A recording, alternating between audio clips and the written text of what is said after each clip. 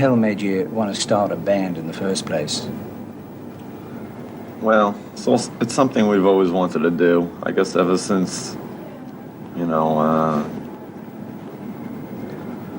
well, I know ever since I've seen the Beatles on Ed Sullivan or something, I wanted to do this, you know. And also you want to we were kind of disgusted with the music we were hearing also in America on the radio.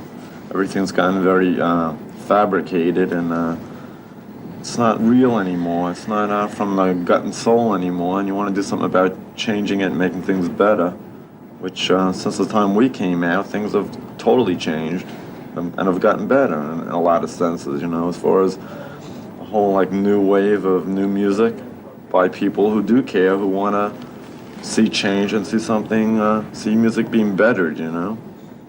Were you influenced in any way by the UK music scene? Well, no. we were here before it was there, you know. Like when we started, it was '74. At that time, the only music in the UK was pub rock. That was the big music. Dr. Feelgood.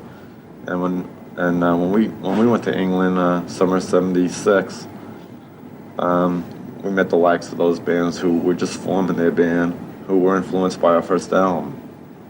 So you know, before any of the English groups put out an album, we were already up to our third album. Right. By the time anyone like the first Sex Pistols album came out or something like that. There are a lot of people who think that the UK music scene influenced the American thing. We're aware of that.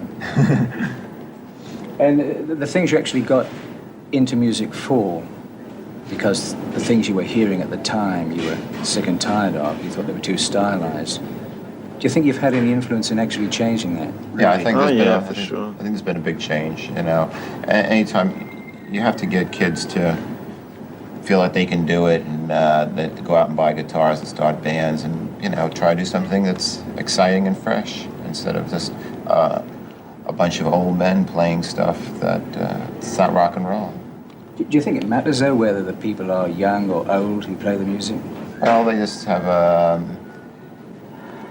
not really, but as it turned out, that they just have this. They don't have fresh ideas anymore. You know, you can be old and have fresh ideas, but you know, we're just talking about the groups that have been around for so long.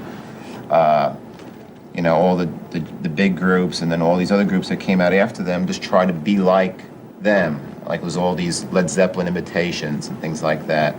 You just want some fresh ideas, you know, not imitations of people, new things. How important, you know, in thinking of what you've just said, how important is success in all of that? Well, that's what you're striving for, and the final product, the final outcome. Yeah, you want to succeed, but you don't want to. But you don't want to lose your values at the same time either, you know, and or integrity. You don't want to compromise and do something that you're not. You have to do what you set out to do, and try not to lose track. A lot of people think that they are successful now, that think they have done it and haven't lost track, though they have, you know. But I think the whole new music has made a lot of the bigger established groups look back and become a little more conscious of what they were doing. I can see the Rolling Stones and all that becoming more conscious of what they're doing now. Yourselves, are you ever concerned perhaps at the lack of success as opposed to other bands that might have copied you over the years and who seem that much more successful today?